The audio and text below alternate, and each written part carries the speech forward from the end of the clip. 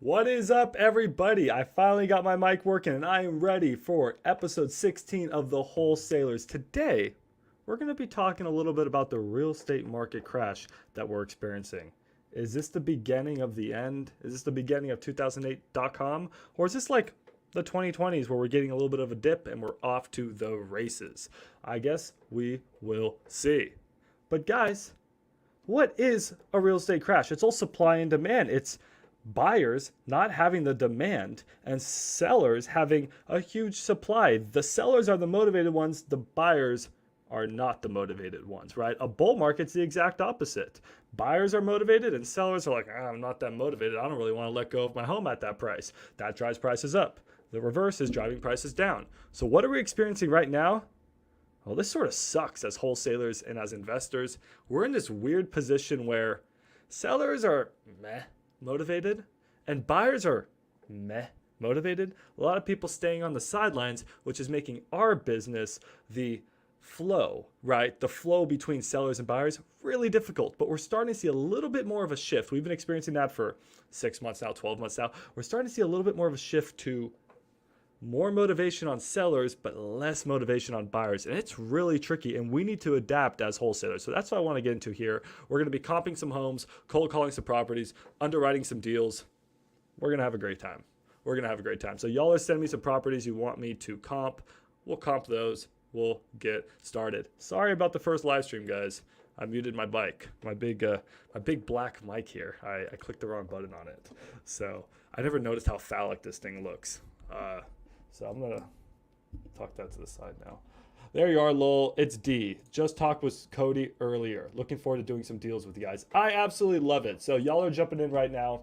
Y'all are all in my Discord. And yeah, so let's give a few shout outs in the Discord today. Hold on. Let me make sure I share my screen accordingly. Guys, in the Discord here, y'all have been popping off. I am so happy. I think we officially have 7 not so 9. I think we're about 10 people have gotten their first deal in the Discord, and we're getting close. I know I've lended Gator deals on about like 7 of those successfully. So y'all are, this is working. Proof of concept here. I know Kylie Cole got her first deal in the Discord. Ryan Bidney got his first deal in the Discord. Who else? I know Patrick White got his first deal in the Discord. Minare, who I don't know where he went. I think he got his first deal in the Discord. And there's a few others. Sorry if I'm forgetting y'all off the top of my head. Maurice, hey yo, huge shout out to Maurice. Remember how he was on the live stream a few weeks ago, guys? We just sold his land. So he brought me a double lot in Waxahachie. We just sold it. Split it 50-50 right down the road. We're both making a little bit of money on this one. But Maurice, bro, was this your first deal, or have you been slinging deals before? Was this your first land deal? So, hey guys, I'm mentioning land. Land is something I want to talk about later on. So yeah, so hey, Creative says it's time to get your first deal. Dude, or if you're not a dude, dudette. Like, it's your time. It's your time. Y'all can all do it. Yeah, so congratulations to y'all. I am so happy. There's nothing more in the world that makes me happier than y'all getting your first deals. So this is absolutely awesome. But guys, you are getting your first deals in one of the hardest markets to get deals. If this was 2020 and 2021, y'all would have all slaying like 100 deals by now and would have been rich. It was so easy then because any house you got, sold. And buyers bid them up like crazy. Like our average wholesale deal in 2020 and 2021 was like 30K pops. And 50K pops were just another day in the market.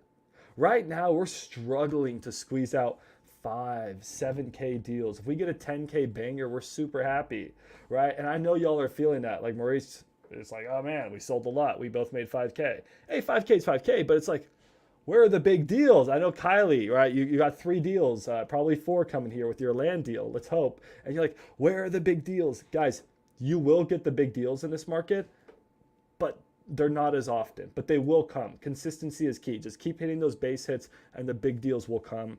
About 1 in every 10 deals for us right now is a big winner. Once the market shifts, you'll have, guys, imagine if you guys can successfully replace your 9 to 5, maybe you're not rich right now, but you're learning and you're able to learn and earn at the same time and you're making enough money in this market. Guys, once the market picks up, and what do I mean by pick up? Motivation on one side. I'll explain that in a second.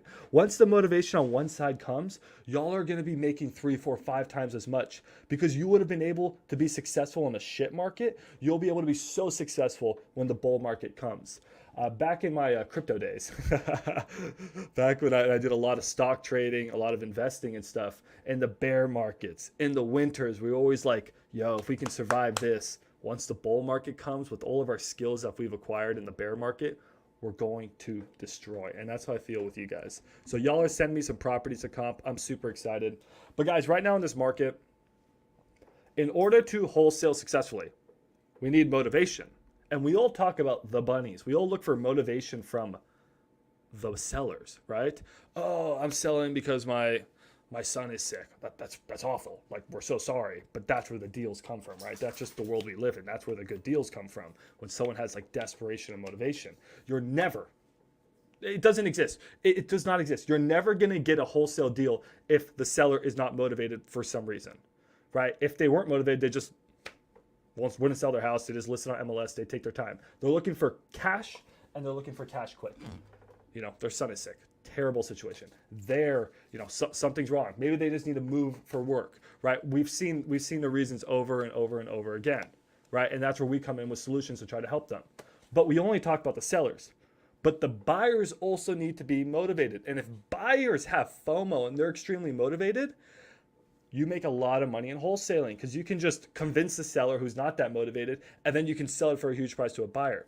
But right now we're experiencing this market where sellers aren't extremely motivated. There's a bit of dichotomy. I'll explain that. Sellers, the average seller is not motivated. The seller who has decided, dude, it's time for me to sell, they're starting to get super motivated. I'll get back to that in a minute, but it has to do with interest rates and unemployment. So economics max is going to start to come out. Inflation max is about to start to come out. I'm about to go old Jerome Powell on you, the anti-Jerome Powell. I'm about to go Paul Volcker on y'all. So that's the seller side. But the buyer side, buyers are a little, is there a trepidatious a word? Sounds like that's a word. That's a big word. They're careful. They're studying. They're playing a little bit more on the sidelines, except for one market, which has really surprised me. And it has to do with what Kylie's saying right here. I think you guys are starting to get the gist here. Land. Land has been saving our business right now, which I would have never guessed because it's blowing my economics brain why that's working. But sellers are not super motivated. Fix and flips, okay right now. Fix and holds, not great right now. It's not a great time to do fix and holds. It's an okay time to do fix and flips. But for some reason, land buyers and new home construction is popping off.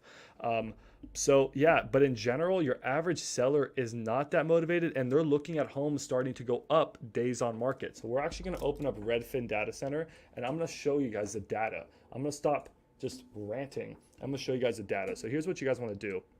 This is where you can get some of the best data. And my gorgeous girlfriend is bringing me coffee. Let's go. I love her so much, and I love coffee more. Okay. So what we're going to do is we're going to go to Redfin Data Center. So you guys know what Redfin is, right? Redfin's like Zillow. It's like all those. It's like Realtor.com. This is sick, guys. If you guys don't know this trick, you guys should be living on here. Redfin Data Center gives you all the data that they collect off of Redfin, and some of this data is miraculous. So you can look at the entire market, you can look at all the metros here, and then you can look at new listings, pending sales, off market in 2 weeks, home sold, new listing. Like, this data is worth millions. I love that we can get this. And yeah, I can get this with MLS and stuff, but guys, we can get this with Redfin for free. It's sick. Yeah, if you're not using this, start to use it. So obviously, I'm super hyper focused on the Dallas-Fort Worth market. I know a lot of you are because of me, which is an honor. So let's flip over to Dallas here for a second. And then we'll also look at the market as a whole. A lot of people send me deals in Florida. A lot of Florida is not looking good. Some areas fine, but like Florida condos, guys, don't get me in a rant with Florida condos right now. So what's happening is after that big earthquake that happened in Florida, I don't remember if you guys remember that, all those people died. It was horrendous. How condos work is like they need to like totally like redo the condos and retrofit the condos to become like earthquake proof and like landslide proof and like, you know, freaking waterproof and stuff because Florida is sinking in a hole. Florida has problems. But who pays for that? It's actually the HOA. It's actually like the condo. So all the people own the condos. So there's some people who own these condos and they get a call from their HOA. It's like, hey, yo, bro, we have some bad news. You owe us $100,000. What? Yeah, these people owe tens of thousands, or in some cases, six figures to like their HOA to fix up their condo to make it more like earthquake proof. And they have to do it. And if you don't do it, well, you either have to sell your condo or they're just going to take it from you. If you guys think that HOAs can't do like eminent domain, can't just steal your shit, you guys are so wrong. Oh my God. Guys, HOAs are the worst. You stop paying your HOAs, they just come and take your shit. They're worse than the government, right? So if you think, oh my God, guys, don't even get me started. So anyways, Florida condos, guys, absolutely a crisis right now. So if you're an investor and you're like, I've always wanted to own a Florida condo, I've always wanted to do an Airbnb in Florida, do not freaking buy one right now. I swear, I will get so mad. I will run over there and just like, I'll just terrorize you with that baby at night. But this is not financial advice, but if you guys want, keep an eye out for Florida HOA condos. You're going to get some great deals in the next 2 years here. So, little thought. But anyways, where are we at? Let's look at the data. God, I go on these rants. I should not have coffee right now. It's about to go hard. So new listings, you can see real estate's very seasonal. So it's following the same patterns. Summer is very hot in the real estate market. Winter is very slow. So if you guys are an investor, you guys want to be buying homes in the winter and selling homes in the summer, right? If you're wholesaling, summer is your time. But also, winter is good to get some cheap deals. So properties are probably easier to sell in the summer as a wholesaler, but you can get some deeper discounts here in the winter. So just know that as wholesalers, right? The market really is seasonal, and especially in seasonal places. Like California, the market's not as seasonal because it's like 70 degrees and sunny all day long. But like Texas, we got some crazy weather here. So new listings, you can see. So what we're going to look at here, guys, the yellow line is the one we care about, and then this is 2023, black is 2022, and orange is 2021. So right now, new listings is a bit above last year. So we got a little bit. It's not crazy. 2022 was not a good year in the market. 2023 is fine. 2024 started off really strong. So we got a little bit more new listings. Nothing crazy. Pending sales. Sales are going down. Okay, so we're getting less sales, and you can see where the trend's going. It's starting to get a little worse here. We're getting more new properties. We're getting less sales. How quickly are properties selling in 2 weeks? Well, we don't get this data. Well, that sort of sucks. I wouldn't think it'd be really fast. So home sold about steady. New listing median. Hold on, I'm gonna find you guys a good one. Median sales price. That's median sales price is about even with 2023. So the market's about steady, if not going down a little bit in Dallas. But I'm starting to notice a little bit of a trend where it's starting to go down, and we're sort of seeing that with the data. So actually, and if you look at the general real estate market, actually, real estate is going up. We just hit new highs with real estate, but right now, and I'm starting to get a feeling that real estate's starting to slow down. So, we could spend more time looking at this, but that's sort of a trend I'm looking for. And I want you guys to use this data and also look for yourself. But what I'm noticing right now is really land is popping off. About half of our business this month was land. So land has been going really great. New home buyers are still building, which surprised me. I thought that would slow down. So if you guys have not yet focused on land and you're wholesaling, absolutely focus on land. And when I say land, there's two types of land. So I'm also going to show you that right now. And if you're Kylie, you're probably like, Max, don't show people this, because this is Kylie's little trick. You can just do land. Like most people are just like, oh, I have to look for lots, right? So we're just going to open up Zillow here for a second. Zillow's my best friend. We have a love-hate relationship, but not as bad as MLS. You can just, you can go on Zillow. You can try to get, off-market land, which is a lot better. What the heck, Max? So guys, so we know land here. Hold on. Let me quickly pull up some land for you guys. How do I do that? I was home type. My bad. Lots land. Okay. This is a lot. It's a lot. We want to do mostly typical infill lots, but what I mean by that is lots in a neighborhood. Guys, when it comes to land, please, if you're just starting in land, don't go out like what I started to do when I started wholesaling, you want to look in the concrete jungle. Don't leave the concrete jungle. Okay? Be like Jay-Z, stay in the concrete jungle. Do not go out here where it starts to get green and think, oh my God, it's 10 acres. And I could build, or I could wholesale this to a developer and he can build 100 homes. And therefore, I'm going to sell this for $1 million. Guys, that's an expert level game. There's people who only do that. Could I do that? Probably not right now. I'd have to study up on it a little bit. This is what the experts focus on this stuff. There's a lot you have to do with the city. Maurice knows. You got to do like entitlements and zoning and platting and all these big words that mean nothing. Guys, it's a bunch. You're working with the municipalities. It's a nightmare. Guys, so where I want you to start with land is a couple things. Don't go out into the grassy areas and try to get these big deals and subdivide them up for new home developers. No. You're not there yet. If you are there, well, then you should be hosting this stream and not me. And if you actually all know how to do that stuff, then I'd love to work with you. Go into some neighborhood, and there's a couple ways you can do this. This is a neighborhood, right? We're going to want to look for this a simple. Why is that so much money? Oh, it's 1.35 acres. So here's a lot. And this lot, guys, if we go to Street View real quick, I bet you it's next to homes. Okay, this one's not as good because that's actually. But you want to look for just like a lot next to homes, okay, or in between some homes. Let's see if we can quickly find one. Can we quickly find a lot in between some homes? No, that doesn't look like it's in between some homes. Do you know what I'm saying, guys? That's the easiest because it's surrounded by homes. A developer will just come in and build a house, right? A new home builder. You don't need like a big fund or anything like that. Anyways, you guys get the point. I can't find one off the top of my head. So just trying a lot within a house. But instead of just looking for a lot on market, because there's a lot of competition on market lots, you guys could do that. You guys could just pick this lot and then call the broker or the realtor and try to get a deal on this lot, right? Here's one, for example, right? It's a terrible lot. I don't know how you would build anything right next to a freaking train. Train would run into your house. Right, you guys can negotiate this.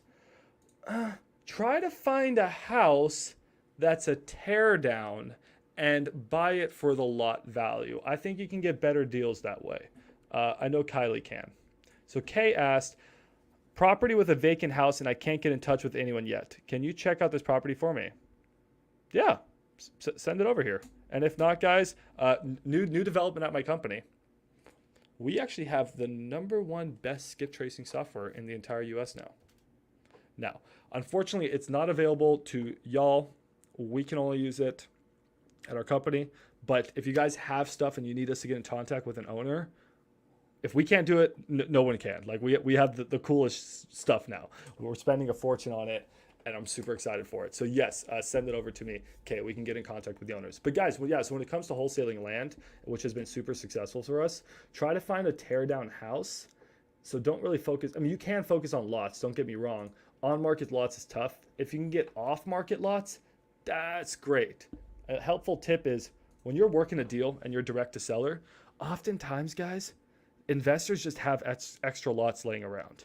Maurice knows. We're working a seller finance deal, that one in McKinney, and he's talking to seller, and he's like, hey, you got any more properties available? The guy was like, no.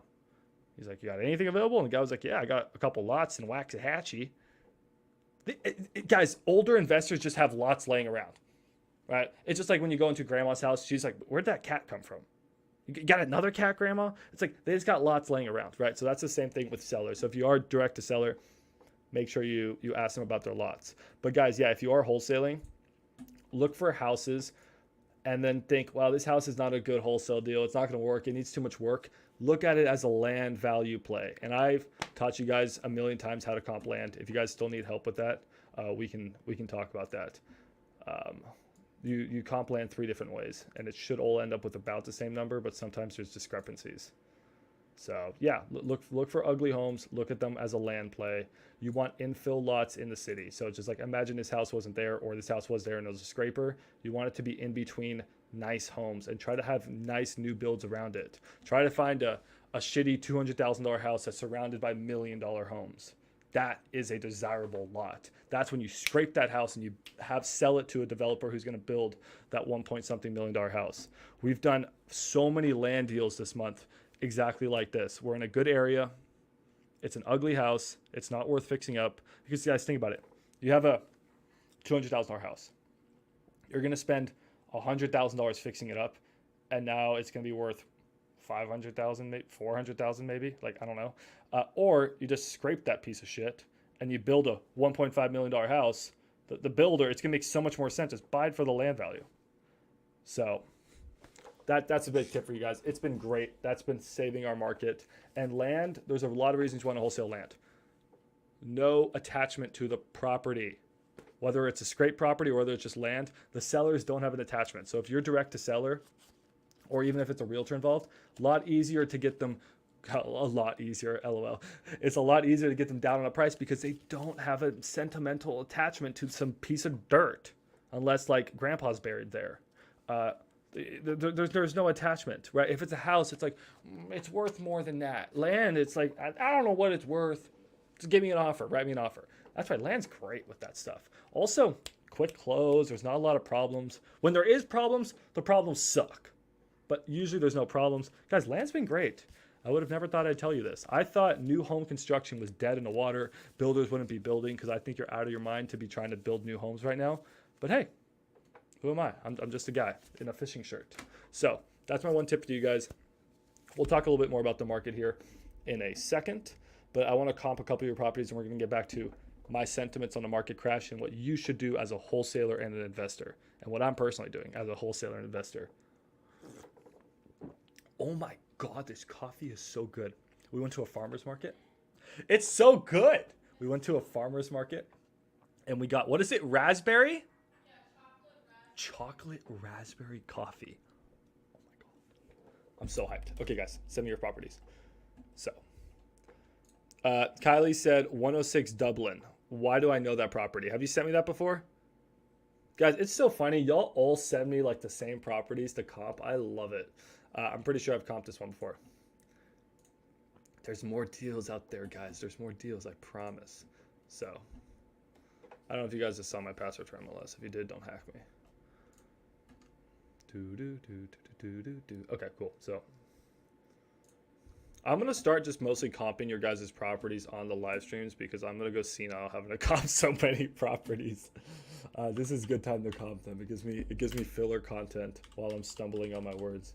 106 Dublin Drive. I know I've comped this one, Kylie. Was this you? Who sent me this one? If you know who you are, reveal yourself now. I just found it and sent it for an example. Okay, sounds good. All right, I know this one. Okay. Here we go, guys. I feel like I just comped this one. I need to make a spreadsheet of all the properties I comped and just give you guys the price. Oh, I know who I comped this for. I know who I comped this for. Yeah, I just comped this one. Yeah, what did we end up saying on it? Here, we'll run the example, guys. So this property, it's in Richardson. It's only 1,300 square feet, but it has no garage. As you can see, this garage was converted. So, but it's a 4.2. So just know it's a converted garage. Converted garage in Richardson's fine, but it's just going to hurt the value slightly. And the person was handicapped, as you can see. So we would want to get rid of that. And it's a very, very ugly house inside. Probably needs about $60K of work. Richardson requires a pretty nice rehab. Very dependent on how the foundation is. It doesn't look terrible. Literally, Ryan Binion sent me a house today. We got it under contract. I will show it to you. Yeah, Olivia, it was you that sent me the house. That's what it was. What price did I give you, Olivia? Let's see if I'm right. Tell me what price I gave you. He sent me this house, and it's literally cracked in half. So I hope we can wholesale it. He got under contract for about $72,500. But that thing is cracked in half. I'll show you guys some pictures. It's literally crazy. So this property, and I'll show you how I comped it. Olivia. Surprised it was actually that affordable. So this area of Richardson is probably not the, I mean, it's not bad. Richardson's great, but this is probably not like this is not your best area of Richardson by any means. So I think I pretty much, what was this property? Property was a 4.2, 1,281 square feet, and it's probably 650s, 60s, yeah, 1958. No garage. So a 3.2, can we find a 4.2? Oh, there's a 4.2. It's 1,379 square feet. Ours was 1,281 square feet. This is a great comp. But this has a garage. This has a 2-car garage. So this is going to be worth more than ours. But this is a perfect flip. It has a 2-car garage. I'm going to go through the 10 comp mammoths. I'll have that up for you guys in case you missed it. So let me get you guys a 10 comp mammoths. They still need a little bit of refining, but they should help you guys out a lot. I'm actually really happy with them. So if you guys look at our, our 10 comp mammoths, within 1 mile, check. Don't use comps older than 360 days, check. We didn't cross any major streets, check. We should also use on markets. We will check that. Within 10 years of our property age, we'll check that right now. Same bedrooms and bathrooms if possible. Awesome. If not, we got to do adjustments. These are the adjustments I'm talking about. Yes, drive the neighborhood with street view. Same building material. Check. They're both brick. Similar size lot. I believe they're a similar size lot. We'll do adjustments only if necessary and within 300 square feet. So those are your 10 comp mammoths. And these are your adjustments. So if something has a garage, probably going to subtract 20K. So in this case scenario, I think we have an exact comp, but we got to subtract 20K. This one's a little bit bigger, but it's so close. And yeah, when was this one built? 57? Guys, this is your exact comp. Now, you guys want to get more than one comp. So, don't be lazy and look at one comp. Look at 3 or 4 comps because one comp doesn't tell a story, right? You want to look at more, but this one just sold too. So this should be a pretty decent comp. Sold for 420, so maybe ours is 400 ARV. I said 385, so there was probably a reason. I probably looked at more comps. I told Olivia 385. If I was just looking at this, I'd think around 400. But, there's probably some more comps that told a different story. But hey, maybe it's a 400 ARV, right? Maybe we can justify 400. It gets a little tricky when we don't have the exact comp with the converted garage. And some buyers, to a buyer, maybe a garage is worth 40 grand, right? I'm assigning a 20 grand value, but to me personally, I don't think I'd buy a house without a garage. I like having my cars and my motorcycles and my shit in my garage. So to me, it's probably worth closer to 40 or 50. I'm crazy. I like my garage. Some people don't care, right? It's zero value to them. Depends on the person. So it's tough to say. This is all just a guessing game. So anyways, let's just say it was 400,000. Let me open up the journal real quick. We're going to say 60K rehab on this. Hard to say. Looks about right. Oh my God. Look at my notes. Look at my notes. Guys, we're learning so much. All these notes, it's knowledge. That's all knowledge. All right. So 400K ARV. Maybe it's a little bit higher, but we're almost, it's a little bit lower, but we're almost 400. This area, we always want to offer 70% for our first offer, guys, then we can go up from there. Some neighborhoods we can't go up on. South Dallas, we can't really go above 70%. Richardson, we can go above 70% all day long, but you should still start about 70%. So you don't offer too much and you don't make $500 on your wholesale fee. You make $5,000 or $50,000. Old prices are too high. Yeah, tell me about it, Cody. Life sucks. Cody, you should jump on here and talk and join me. You want to join me today, Cody? Does anyone else want to join me today? Y'all are all welcome to join me today. I'm just chilling with my raspberry coffee. This is so good. Okay, I'm sorry. So 70% of 400 is, what the heck is that? 280. 280 minus 60, 220 would be our offer. Based off the 70% rule. What did I say, Olivia? Did I say closer to 190 for you? Something like that? What are we at on price on this one? 295. Yeah, we're off. I'd potentially be interested at 220 plus a 3% agent's commission. Guys, I just went on a rant with Kylie about this. Kylie, I may throw some shade at you, but for people out there who's like, guys, I don't have the time to get my real estate license. It costs too much money. And it's like, dude, I don't want to be a realtor. Realtors suck. All 3 of those things are true. It takes time, it costs money, and realtors do suck. But I said, oh, there you go. I said 225 to Olivia. And Kylie's mad at me for blasting her. Kylie, you just can't join the live streams. I won't blast you if you don't join the live streams. But guys, all 3 of those things suck. But Cody, who is too burnt out handling paperwork, so he can join our company next week. Dude, you're joining our company? Guys, you know how I'm sacrificing my soul comping all your deals? Well, Cody is going to help me take off that work. So Cody is going to be our next person joining our company. Woo! Let's go. Yas, queen, slay. So yeah, Cody's going to be joining. I'm super happy. But someone like Cody, he has his real estate license. And Cody, is it worth you having your real estate license? I mean, it costs you money to get it, right? What does it cost? You got to take a $300 course to get it.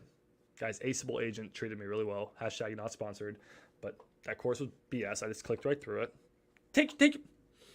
Learn in your course. They won't teach you anything. But sure, yeah, try to learn whatever, Pay attention, do real in-person courses. But if you don't want to and you rather just learn with Max on your live stream, do like Aceable Agent, click through your course. It gets a few $100s.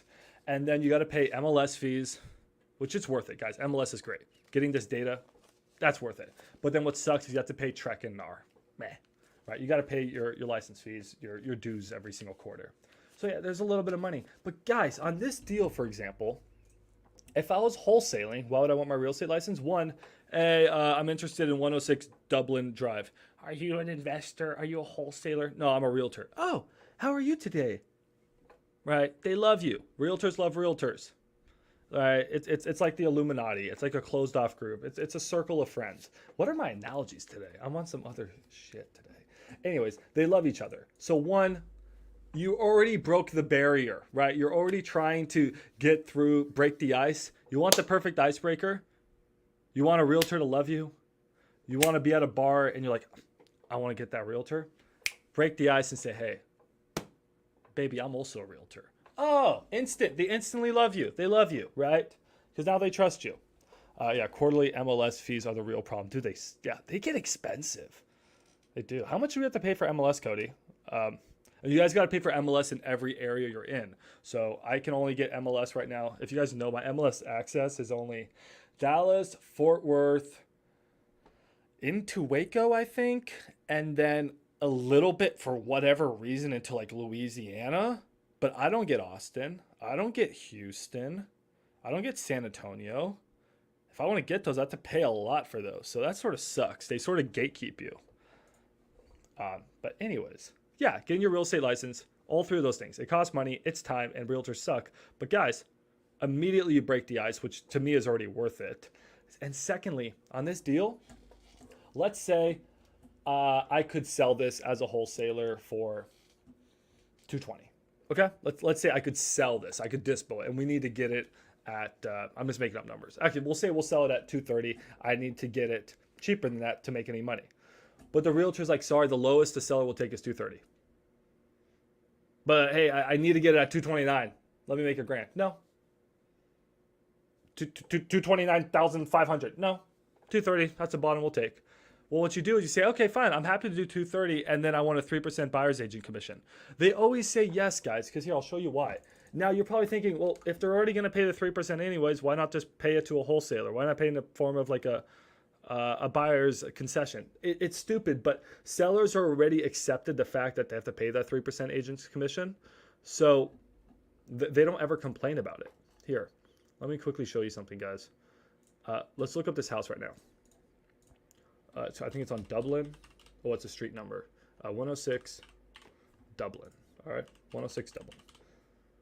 And then we're going to search it. Here's the house. We scroll all the way down here, and it should say buyer's agent commission, 3%. Y'all see that? The seller has already agreed to pay the buyer's agent 3%. So we would say, hey, I'll buy it at $230. I'll give you a price. And then in the contract, you don't even have to mention a 3% agent commission. In the contract, you just put 3% buyer's agent commission. And 99 times out of 100, they're just going to be, okay, cool, I got my offer at $230. And what did you end up just achieving? Yo, you actually got the house at $230. You're going to wholesale it at $230. So usually you would have broken even. But in this case, you got a 3% commission. And that 3% commission, that is your assignment fee. 3% of 230 is what? $7,000. So you just got a $7K assignment fee because you were an agent. And what were you able to do? Every single other wholesaler, all of you guys in this stream, none of you were able to get this house because y'all are wholesalers, right? And you're competing against other wholesalers. And as you as a wholesaler, you had to get this house to make any money at $225, $220, right? But now that you're an agent, you can actually pay more than other wholesalers. So you can beat your competition. We talked about this in other live streams, guys. What is going to differentiate you from the other wholesalers? There's a lot of you out there. I was actually on a side tangent, guys. I go on side tangents. I'm getting pissed at the gators. The Pace Morby Gator lenders. As you may know, I'm a gator lender. I'm an alligator. Okay, it's pretty cool. I lend EMD to you guys for free. And some of these people are getting mad at me. They're like, why are you lending earnest money for free? It's ruining our business. And I'm just like, are y'all dumb? You think just because you have a few $1,000s laying around, or you can borrow from like Pace and Abraham and all these people, and then you have money laying around, that's value?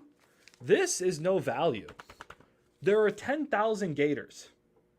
All of them have a few $1,000s laying around to lend EMD. Why would I choose one of those over the other 10,000? If you're a gator, I hope you're listening to this. That's not value. Just having cash laying around is not value. Now, if you have a large amount of cash, like you have 50 grand, 100 grand, 200 grand, okay, now we're talking. You got some value there, bro. But just having a couple grand laying around, that's not value to a wholesaler. It's not enough value, especially enough value to charge 100% on EMD, which is ridiculous in my mind. So that's why I'm not doing that. Like, guys, you guys are working your ass off to get wholesale deals, and some of you are just making like $1,000, $2,000, $3,000, $5,000 because the market sucks right now, and you're gonna pay a gator half of your assignment fee to lend EMD? No, screw that. But anyways, I was trying to explain to them, like, that's not value. You want value? Go and help wholesalers by comping their deals. Go and help wholesalers by helping them find buyers. Go and help wholesalers by helping them with better contracts or doing their TC work. Like, that's value. And then supply the EMT. And it's the same thing, guys. This house, you want to beat your competition, you got to be one step ahead. You can pay more now as a realtor and get more deals as a wholesaler. Does this make sense? Does this make sense? I don't like realtors. I don't like them. But if you're a wholesaler or you're an investor, guys, I got my real estate license so that when I went out and bought a house, I would get a 3% discount on a house. Big brain. 3% discount paid for my rehab fees because I was buying houses that just needed, lipstick on a pig. Just needed paint, carpet, stuff like that. Right? Yeah, Ryan says he'd never use a gator for EMD, but you use me. You use me, Ryan. Don't bite the gator that feeds you, Ryan. Yeah, no, I get you. And guys, I'm not shitting on gators. I love the course. I think I'm having a great time with it. But I just want you to know that you need to separate yourself from everybody else. There's hundreds of thousands of wholesalers. There's 10,000 gators. There's a bunch of you. Why should you get the deals? Why should someone work with you? Always need to be getting to that next level. And having your license will get you to that next level because it'll allow you to pay more for deals and then make more money on the other side. It's great. Now, if you get your license, you guys also have to pay broker fees, right? So your broker, your greedy broker, he's going to want money. Some of these brokerages, guys, they want like 70% of the pie.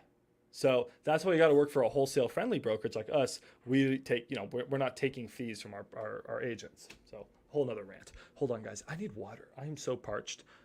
Aspen, can I get some water, sweetheart? You're so great. Whoa, what's this?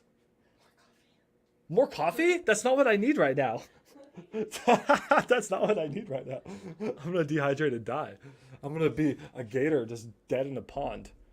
All right. So anyways, we comped that property. I hope that was helpful. So what other properties y'all want me to comp? Leads wants me to comp this one. I'll star this. What? Do you want me to comp this one? K. Thank you so much.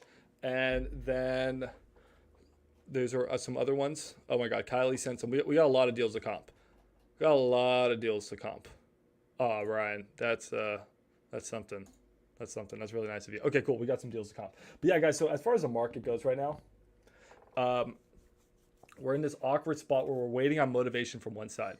If you're a seller right now, guys, are you going to sell your house? No. You're sitting on 2, 3, 4% interest rates. You guys have all heard the story a million times. You're sitting on huge interest rates.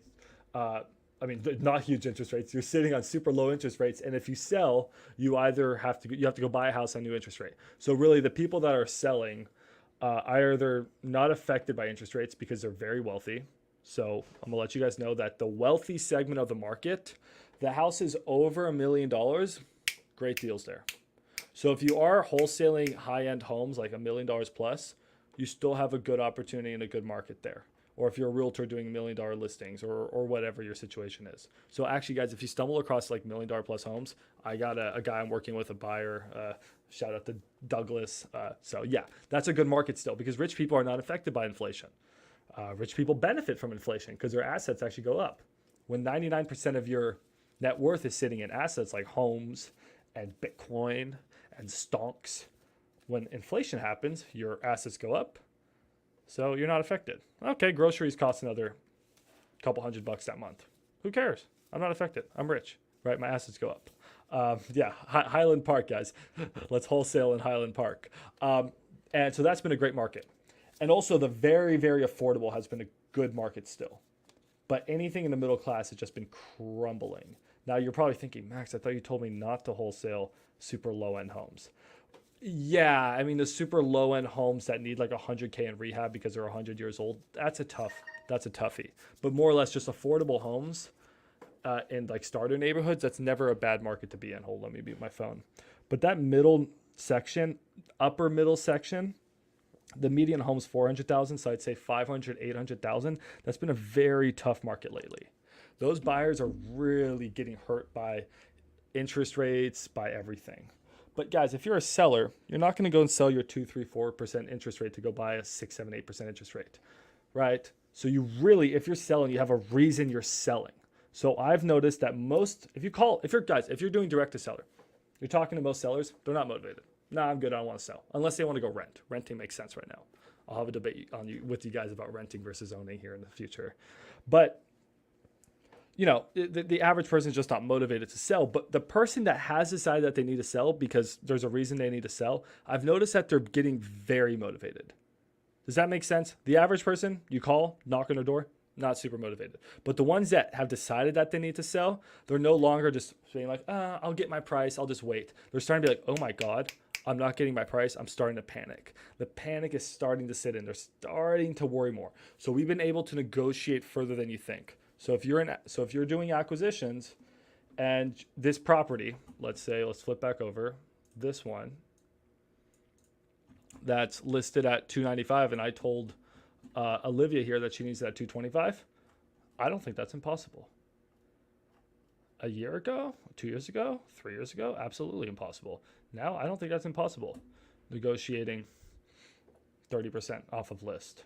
I know it's not possible because I've done it. And Kylie has done it, and Ryan has done it, and a lot of people have done it. I'm sure Cody does it on a daily basis. Tony could get this down 60, 70%, and then somehow, on top of that, get their car too, and everything else, and all their credit card information. But that's Tony. He's good at negotiating. So no, I mean, because the people that decided that they have wanted to sell are getting very motivated. Panic is starting to induce in, but not on the average person. On the buyer side, though, guys, they're very cautious. Days on market starting to increase. Homes are a lot more price cuts. If you're a home flipper, you're noticing that there's a ton more price cuts on the market, and you're starting to worry like, well, my house is not going to sell in 2 days if I flip it. And if I do have it listed at ARV, maybe I have to cut it 5% or 10%, and there goes my entire profit. So they're being a little bit more cautious, and they want to buy cheaper. We were able to sell homes at 82 to 84% of ARV all freaking day long. Earlier this year. Now it's tougher. A lot of homes that we're trying to move closer to 78%. And it has been tough. So the flipper market is getting squeezed a little bit. The new home building market is surprisingly still good in some segments. Like Lamar and those big new home builders I think they're fucked. I think they're absolutely fucked. But that's just a prediction of mine. But like your individual new home builder is still somehow buying homes. I think it's dumb, but they're buying and building homes. And then your buy and hold is just not there. Properties don't pencil to buy and hold right now. You can't get the 1% rule. It's really tough. So it's a very tough time in the market. So we need one of two things to happen. Then I'll stop ranting about the market crash. We either need buyers to get massive FOMO and start just wanting properties, or we need sellers and more sellers to get absolutely panic-induced to desperate. I say it's like this right now. Sellers have a little bit more. Sellers like a 4 on 10 and buyers like a 3 on 10 right now. So it's a really tough spot in the market. I want that 10, right? I want that 10. I need something to give, and then we're going to all like start doing great in the market. So that's probably has to do with either money printing and buyers like, oh my God, I need to buy more properties. Inflation's going up, prices are going up, I need to buy more properties. Or the reverse, quantitative easing, which is when the government constricts the economy, starts selling off bonds, starts letting bonds roll off their balance sheet, starts increasing interest rates or decreasing interest rates. Fun fact, we can get quantitative tightening even with decreased interest rates. Counterintuitive, I know. Anyways, stop. Enough macroeconomics. So then we need unemployment to go up. We need prices to start going down. We need the panic to start. So something's going to happen here soon, guys, is what I'm saying. I really feel like it's going to happen. It's just not there right now. So if you guys can just sit through this shit market right now and wholesale through it and just learn, the good deals will come. Either that means that you'll wholesale and start slinging good deals, or you'll start buying good deals. The deals are on the horizon. So hopefully that was helpful. I'm going to chug my water and let's look at some questions here. Olivia asked, I cannot read that. Let me move this to my main screen. Any suggestions for what I should say to my agent about why I need to decrease my offer? The motivation is there on that one property we discussed earlier. Okay, yes. So Olivia has a killer property. I'm not going to show it here because I don't want anyone to take her deal. But it's a great property. High-end property. Olivia, so give me some information on that. What was your original offer? So I came back to Olivia and was like, hey, Olivia, I think we should do, can I say the price? I think we can say the price. I think we should do like 600K, right? And then I think she is worried because she originally came with a higher offer. What was that offer you gave, Olivia? Let me know about that. And I have a way of why we have a lot of excuses we could use on why you changed the offer. I'll help you out with that. Kylie answered, Olivia, show the agent the comps. Yeah, find a as-is property and send that to the address and be like, this is why I'm offering this amount. Yeah, I agree. This property, Kylie's really tough to comp because it's high-end. There's only one good comp, and it's pending right now. So they won't tell Olivia the pending price. Olivia, guess I'm going to tell you a secret, Olivia. You want to know why you should become a realtor? I will bet you $100 that if you were a licensed realtor, that realtor would have given you the pending price. You guys have no idea what I'm talking about? We're comping a property. It's a very high-end property. There's no comps for this property. Okay, I cannot find a property that's this size in this neighborhood. It's tough to comp sometimes in expensive neighborhoods because they're not all cookie-cutter houses, right? They're all designer houses. I found the perfect comp. But the house has not sold yet. It's pending. It's about to sell. It's going to close July 12th, I think. So we don't know what the price is until July 12th. It was listed at like 1.1 million, but just because it's listed at that, what's the offer? It could be 1.1 million. It could be 1.8 million, or it could be 800,000. I don't know what they accepted, right? So Olivia called the realtor and was like, hi, can you please tell me what it's pending at? The realtor told her to pack sand. Olivia, if you were a licensed agent, you're like, Hey, Carol, how's it going? My name's Olivia. I'm a licensed realtor. I'm working on a deal not far from here. I just want to figure out what I should list mine at. What did yours end up selling for? Congratulations. Oh my God, I got an offer at 1 million. I'm so happy. I'm going to take my kids on vacation. Right? Become a licensed agent. Oh, we got water. Like the SpongeBob meme. Okay.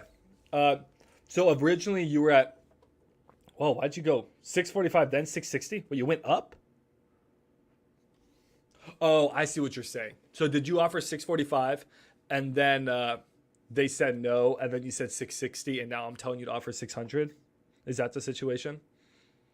Olivia, if you want to jump on here, you're welcome to talk if that's easier. If none of you should be scared to come and talk to me or be on YouTube live, it's all good. But if that's the situation, that's going to be tricky. If you've already offered, yeah. Ooh. Maybe just hop on, Olivia. Let me on. Let's go. Okay, here, I'll send you a link. All right, cool. Guys, I love this. Okay, a little bit trickier to invite somebody when I'm doing a live stream and not a seminar. I don't know what StreamYard calls it. So Olivia, I'm going to send you a Discord message right now. Bear with me here. Okay, let me shoot you over a Discord message. I'm going to put it into your ticket. So I know. So it's in your ticket right now, Olivia. Click that. Jump on in.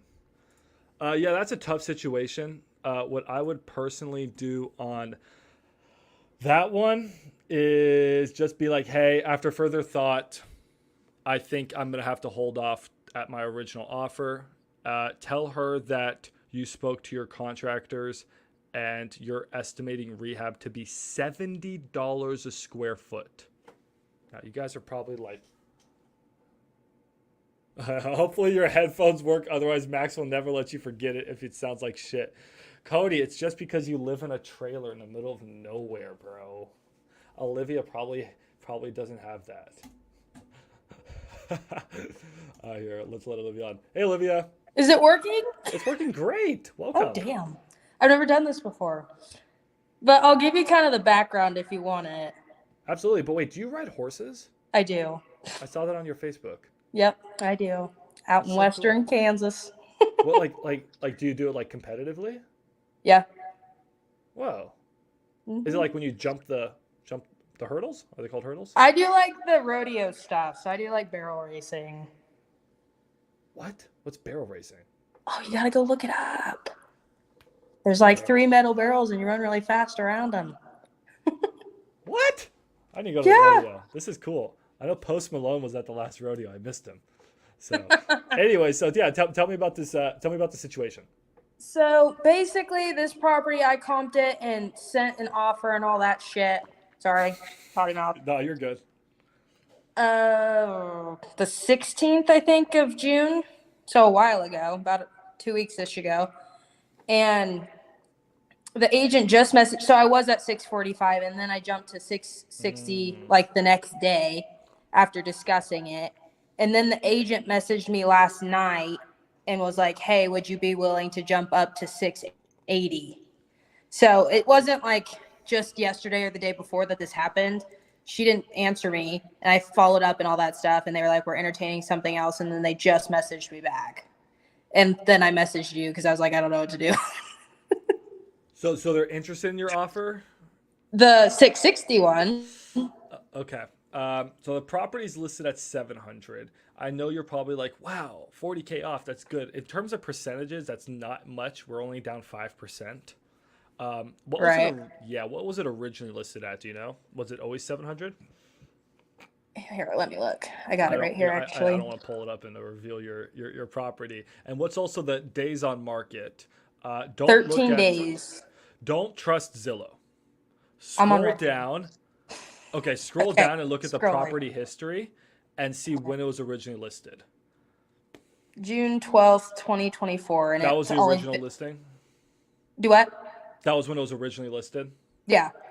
Okay, so that is about June 12th. Okay, so yeah, not too long. It hasn't been on the market forever. Mm-hmm. Do you know the story? Do you know the bunnies? Do we know the motivation of the seller? Maybe. I gotta go back. Oh, she disappeared. I asked the tough questions. Okay, so we'll let Olivia. Whoa. Oh, there you go. She's back. I didn't scare her off. Okay, so yeah, really important to figure out the motivation specifically because that will also tell you if the timeline can be extended. So, for example, hey, I got to start a job July 1st in California. Well, I know that, hey, dude, that's in 3 days. They want an offer now. But if it's just like, you know, I'm having family troubles, somebody's sick, and they don't seem like that person's like super sick or like they're going to live for a while, then you just be like, nah, I'm not interested. I'm going to hold off, right? So you want to know whether you should go all in or whether you should like fold or call it or whatever the heck the proper saying is. But if you know what the bunnies are and the actual motivation, it helps. So what is the motivation? It said seller is now in assisted living facility, so they are selling. That's what I assumed because it looked like an older house. Assisted living. And all the major systems are pretty new, like within 3 years. Okay. Assisted living. Okay. Tough to narrow a timeline on it. Maurice and I were working on a property, and seller was in assisted living. I was not too rushed about it, And then I got a call and they were like, sorry, we're not taking your offer. Seller died. Well, shoot. Okay, so now it's in probate, and now we can't get the property right now, and it's a whole nightmare. So, assisted living, you have no timeline on. Okay. In my opinion, what I would do is be like, hi, I ran the numbers with my contractor. It's very tough to, one, get a fair ARV. It's really tough to get a good comp on this property. And two, I believe that rehab is going to be, between us, I think rehab is going to be about $70 a square foot because it's a really high end property. 3,000 square foot home, that's $200,000 in rehab. You tell her it could be $100 a square foot. You always stretch it with the realtors. They don't know anything, right? Okay. So you're just like, rehab is going to be, it could be over $250,000, and it could be 300,000. And then I also can't justify the comps. So really, I'm just going to have to hold out at my original $645,000 offer. And you just see, you just see the reaction. See, maybe she'll say 650, maybe she'll say 660. I would, on this property, it's such a difficult one to comp that I don't think it's bad to take a shot at it. Okay. And then if we move it, cool. If we don't move it, we don't move it. So do you want me to stick with 645 then, or 600? Oh, if you've already said 645, you've already screwed yourself a little bit. Yeah, a little bit. It's okay. No, let's try it at 645. Get a 3% buyer's agent commission. Okay. And let's see if we can maybe sell it for 650. Right. Okay. So then, 645, that'd be $5,000 plus that'd be a $25,000 assignment. Okay. That's not bad, right? And if we can't sell it at 650, you have two choices. Then once you get under contract, we go and walk the property with our contractors, and we're just like, hey, this property is, and we can't find a buyer, but we just say we can't buy it at this price. I'm sorry, I know we don't want to do this. We don't like to renegotiate, but we're gonna have to either cancel escrow or unless you guys can do 600,000. So just because you have something under contract, guys, does not mean you can renegotiate. That's the whole point of an inspection period and option period. Try to get like a 5-day option on this. And if we can't find a buyer, then we'll go back and renegotiate during our option period. And if they don't want to, then that's fine. Then it'll fall out of escrow and they'll relist it. And we go from there. Sounds good. Cool. I would try to lock it up under 650, and I think it's worth taking a shot at it. It's gonna be a tough one though because we don't have the comps. I like 600 better, but that's okay. Okay, I'll try it. All right, and then I appreciate it. Ryan, yeah, absolutely. Then Ryan said, when you're submitting an offer for a luxury home that, let's say 800K, do we still do a 0.75% because that's going to be a super discounted? Yeah, great question. So I would be offering about 0.75% in a luxury home. I think that's how I got to 600K on this one. I think I did exactly that. Let me think of the numbers. Yeah. Perfect. It's cool. Well, best of luck. Do you have any other questions I can answer before you jump off? Nope, that was it. I appreciate it. Absolutely. Good luck with the barrels. Yes. Thank you. We'll see ya. See ya. Awesome. I like when you guys jump on and ask questions. Ryan, you can also jump on anytime too. So, Ryan, did you want me to comp that one property that you said that doesn't need a lot of work? You sent me over the pictures. Do you want me to recomp that for you? Up to you. You tell me if you want me to comp that. Any sense? Okay. Let me looking through you guys' question. Yeah, sure. Okay. Send me over the address one more time, Ryan. Let me open that property up. And you just sent me the video walkthrough. All right, guys. I actually got the address right here. It's 1204 Harvey. So here is a house. Let me get this up 1 second. Here we are. Do you want to come in and talk, Ryan? Here, come in and pitch your deal. This is Shark Tank. I'm throwing you into the water.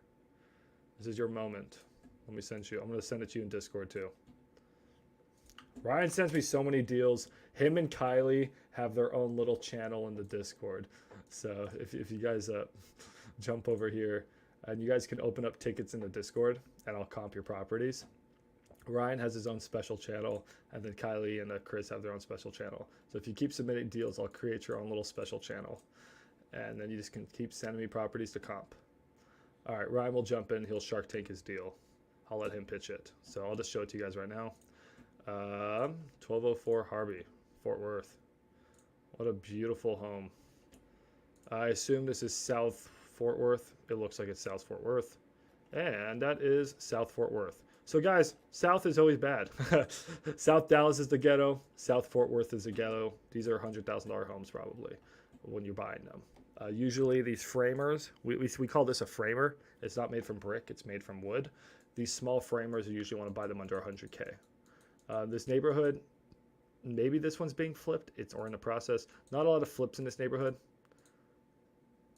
Not a lot of flips in this neighborhood, which is usually not a great sign. We want to see properties that have been flipped. If you're in a neighborhood and there's a ton of flips, oh, this one's a flip. That's a great sign. Oh, that's actually not too bad. This is a new home construction. I like to virtually drive neighborhoods. This is a nice home. This is a good neighborhood. It's not too bad. There's a couple flips, a few new homes. That's great. That's great. But if you're the only person, Kylie, Chris, if you're buying a house and you're going to be the only new construction on that block, or you're going to be the only house that's flipped, that's not a good sign. You don't want to be the first. You'd rather be the last. All right, let me get Ryan in here. What's up, Ryan? Yo. Oh, let me get you on the screen. Hey, how's Vancouver treating you? It's terrible weather right now. Rains here every day. Wonderful. That's why you got to move to Texas. Yeah. And the houses are all like $5 million, so no one can afford anything. Keep submitting deals, Olivia.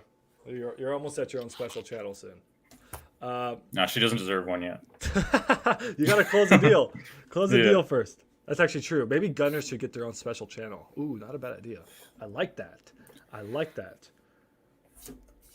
All right, cool. All right, nice, great. You're hitting the vape. Very professional, Ryan. Let's. So wait, when are you moving here? You said a couple days, probably.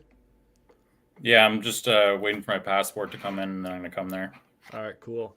Ryan's moving all the way to Vancouver to work with me. I feel so special. I feel like it'll be easy to actually like go to the properties and like make appointments with people in person. It's probably so much easier to get them to sign. It's a lot easier, guys. Wholesaling virtually, it's very tough to do it if you don't have a partner who's boots on the ground. So luckily, all of you guys have me and I have my team, so I can leverage them. But Olivia's talking shit. But yeah, if it's a lot easier when your boots on the ground, just because actually meeting with the like you had that one property, or I think it was this one. You're just like, Max, like I need them to sign. It's like, dude, I'll go there right now and I will sit in their dining room and tell them they need to sign right now. Because sometimes that's what they takes. It's so nerve-wracking when you get a deal direct to seller, or sometimes even with an agent. I think y'all know this, and you send it over to them and they don't sign. It drives me nuts. Waiting. It sucks. You have to do it with them on the phone. I'll be like, if I'm going to send the contract, we're going to go over it right now.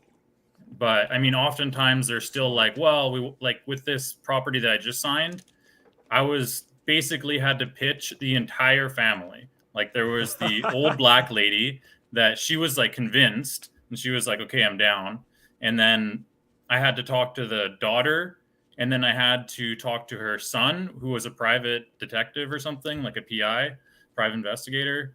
So I was like calling like 3 different numbers, and like, I don't know, you had to like pitch sometimes the whole family. You got to pitch the whole family sometimes. It actually depends who's the seller too, right? Because if legally the whole family's like owns it equally, then you literally have to have them all sign. It's a nightmare. That one property where we got screwed on and I had to put a memo on the property, that was a nightmare because there was 4 sellers, right? And like one signed, the other one didn't sign, one of them did an initial. So that was like, all right, F it. I'm clouding title.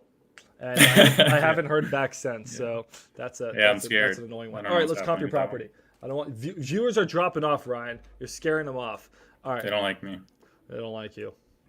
Okay, so you have a 3-2 1,300 square foot house, and you sent me a video. I was assuming $30 a square foot is usually safe, guys. If you don't have interior pictures, usually assume about $30 a square foot for rehab. So I was like, 40 grand, close enough. That's what I was saying. But Ryan sent me a video. Wow. It's gorgeous. So we got boarded up windows. How's the foundation look? I'm looking for cracking. That's cracked in there a little bit. Is it sloped, angled? There's cracking there, cracking there. Probably doesn't look awful foundation yet, but there's still some signs to be worried of. What else am I looking for? Carpet's been pulled. I know this looks scary, guys, but this is actually not bad. They just pulled the carpet. You want to make sure it's not too wet, moisture. Look for cracks everywhere. Boarded up windows is not a bad thing. Those windows actually look really good. Sometimes it is board up windows. Needs new paint throughout, but that's totally fine. It actually looks sort of solid. I see what you're saying. It doesn't look too bad. Yeah, it looks like you could just like take everything out yourself and then just kind of, I don't know. It doesn't look like a huge rehab. It looks like it has good bones, and it's been like cleared for you. Yeah, to people who don't know, they're like, "Oh my god, this is a disaster." It's not too bad. I was thinking like a 30K rehab in my mind. Yeah, again, it depends on those capital expenditures. Like if I was renting this out like pad split or college students, I could probably fix this up for like 15 grand and get it going. But to get full ARV, it's going to cost some money. I mean, dude, these are the types of houses I love to buy. If Cody's looking at this, this is probably like the perfect amount of rehab. Because all this stuff is good for a rental. For full ARV, yeah, I don't see too much cracking and sloping. Just looks dirty. Okay. Yeah, so what we'd want to know is the roof. Do we know the year of the roof? I don't, but I know she said we might need a new roof, so that's probably another, Yeah, okay. what, so, 10K for that? It's a small roof, I'd say. If you have a really good roof for 5K, so let's just 7,500 probably. Roofs aren't too bad if you have good connections. So that was that, guys. That property, Ryan, we can look at comps. The kitchen, you'd probably 15. Those 2 bathrooms, yeah, I mean maybe 40K. It's really tough to say with no foundation. We got to know the HVAC, the water heater, and stuff. But let's just say 40K. All right. 40K we can offer. Okay. I mean on rehab. Oh, okay. I was thinking. No, I mean like I thought you meant 140 for some reason. Oh no, not yet. So let's comp it real quick. All right. So it's 1204 Harvey, Fort Worth Special, coming in hot. That's my old YouTube. Where are we? Is anyone asking questions? No one's asking questions. You're monitoring the questions, Ryan. Sorry? You're on question duty if anyone asks. Okay. Right. I don't think I can even see anything. Oh, that's fine. Oh, wait, yeah, I can.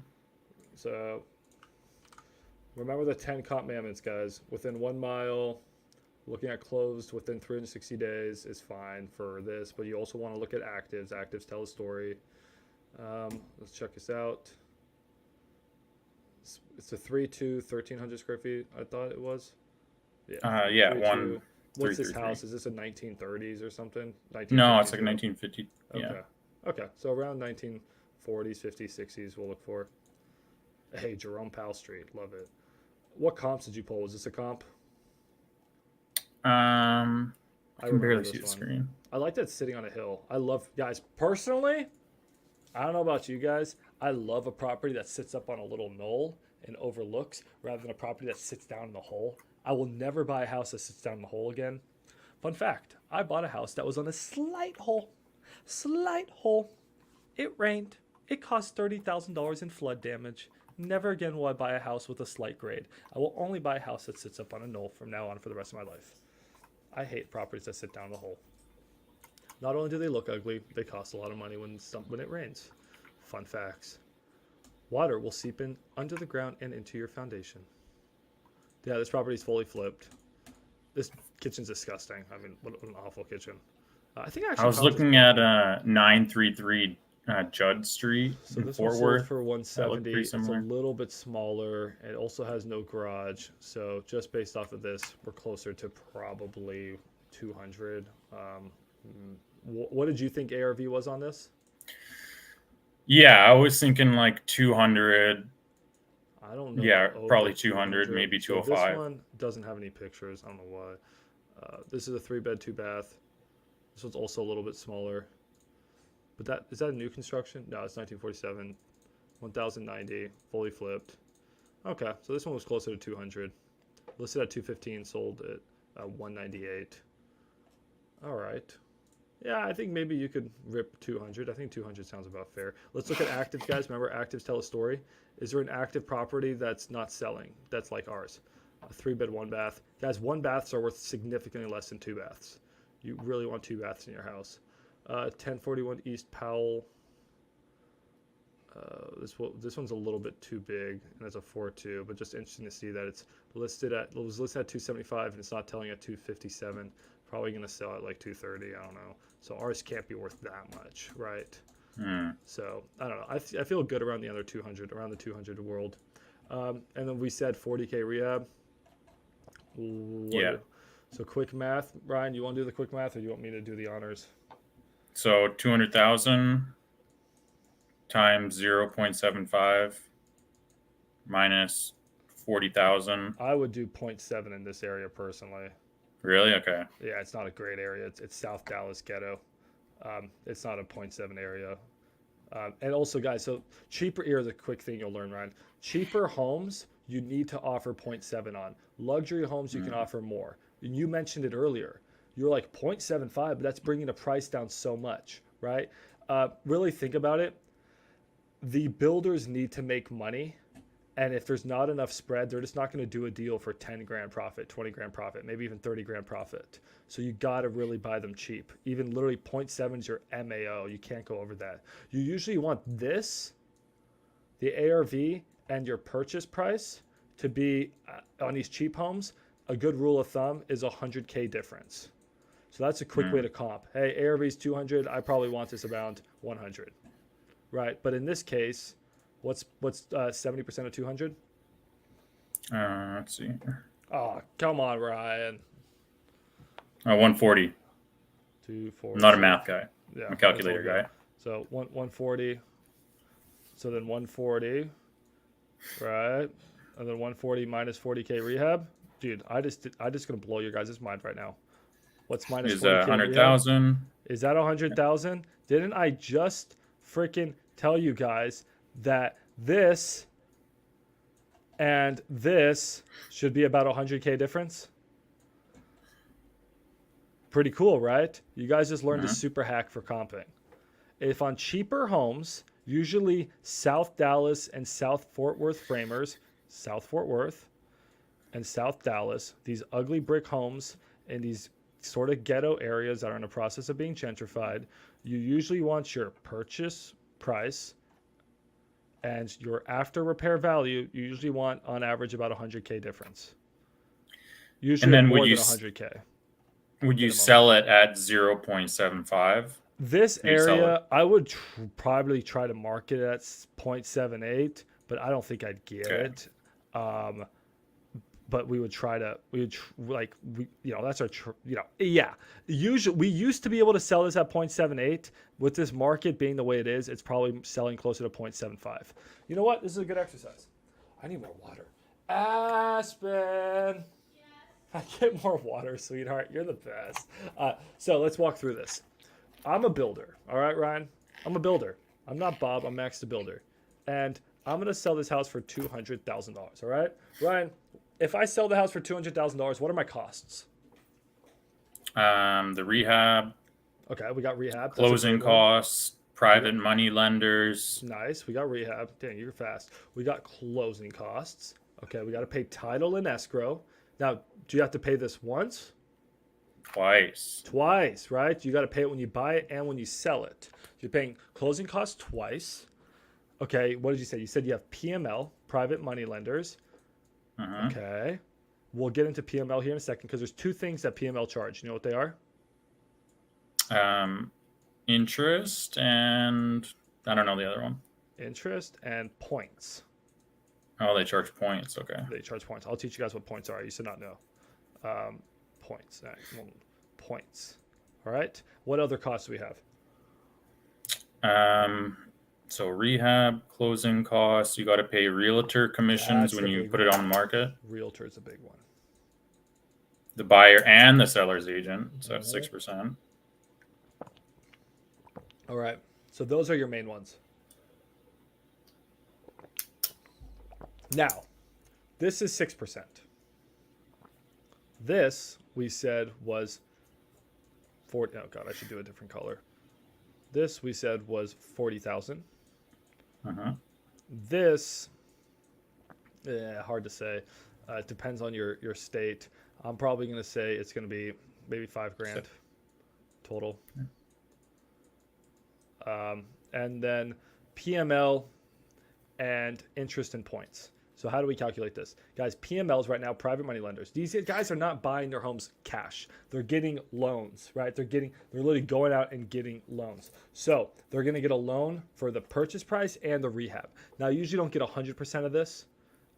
Maybe they can get 80% of this, 90%. It really depends on the lender. Some may give them 100. That's usually risky. But for the sake of this example, we'll just say 100% just to make it easy. So we have a 100K purchase price, right? And we have 40K rehab. That means they're getting a 140K loan. Now, what are they charging right now? The standard is 12% interest and 2 points. What does that mean? 12% interest, a really easy way to think about it, is 1% per month. Per month, right? 1% per month. What's 1% of 140,000, Mr. Math? Oh God. Okay, I got you. It's $1,400. $1,400. So $1,400 a month. And what is 2 points? I knew guys? that. So points is what you need to pay a lender as like origination fees for like the right to take out the loan. These are upfront costs. So they usually have to pay 2%. A point means a percent. So that means you're paying $2,800 upfront and you're paying $1,400 a month. So $2,800 upfront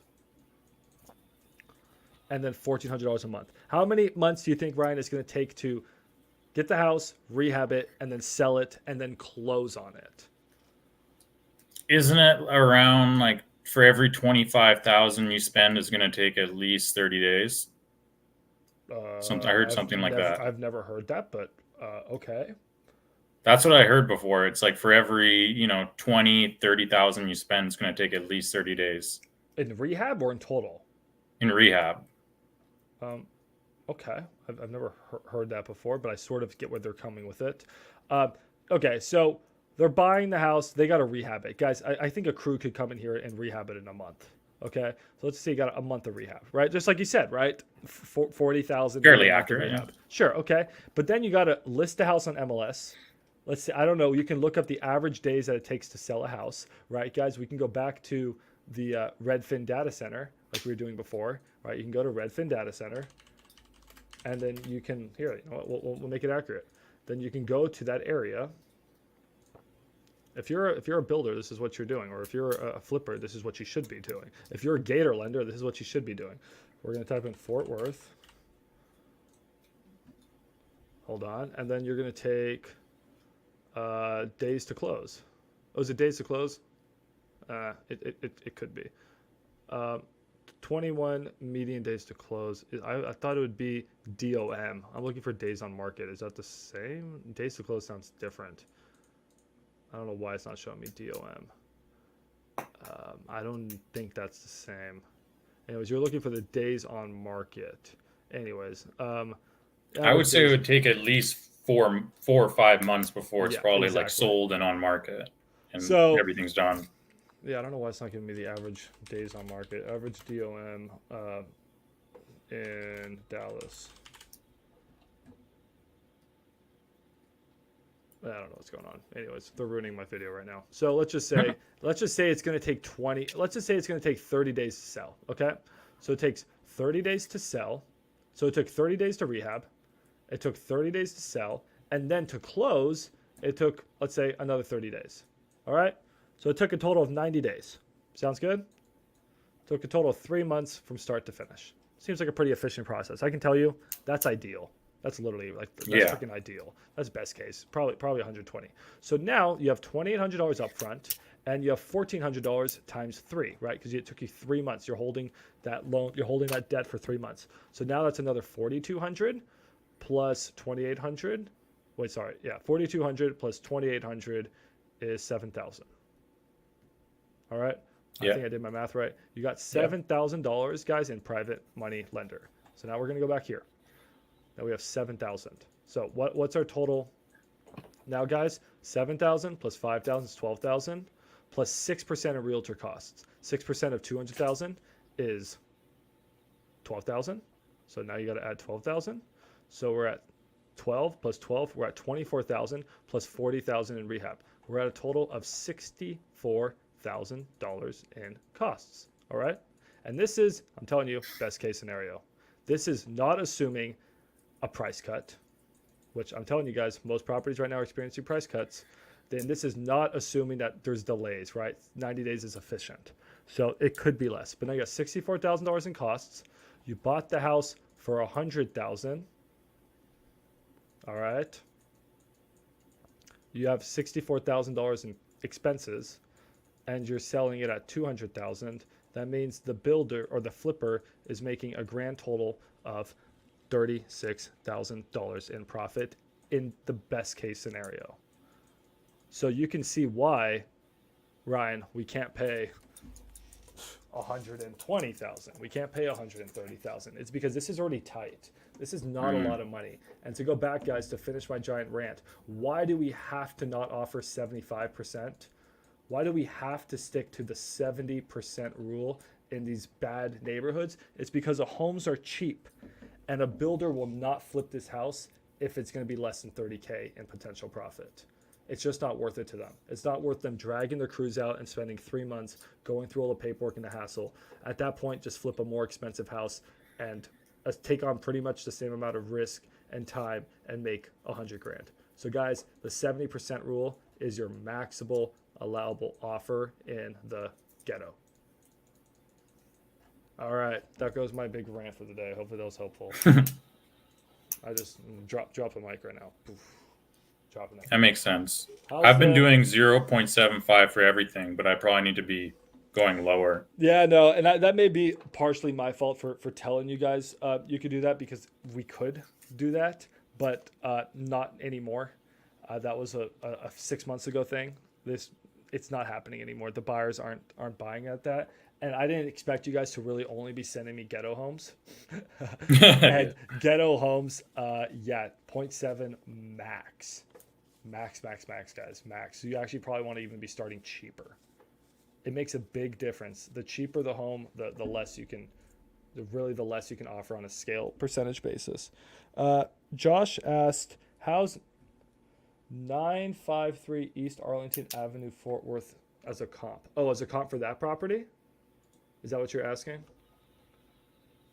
I think that's what he's asking. 953 East I'm not Arlington. sure. Let's see. Let me search it out. East Arlington. Let me see if that's what. Yeah, he said yes. Yeah. Yeah. Okay. Well, I'll check it out. 1,300 square feet, dude. Freaking nailed it. And it's good age. I think the lot size is about the same. No garage. You can drive for $1 on that street and see. See, that's what the house used to look like. Pretty cool. And then that's what it's I'm like looking now. at it. They took good pictures. Let me see what it sold for. Bear with me. Let me flip over here. Matrix. And let me do. Let's do Matrix dashboard. What was it? 953. Arlington. Yeah. Arlington. Wow, Jesus, sold for 240.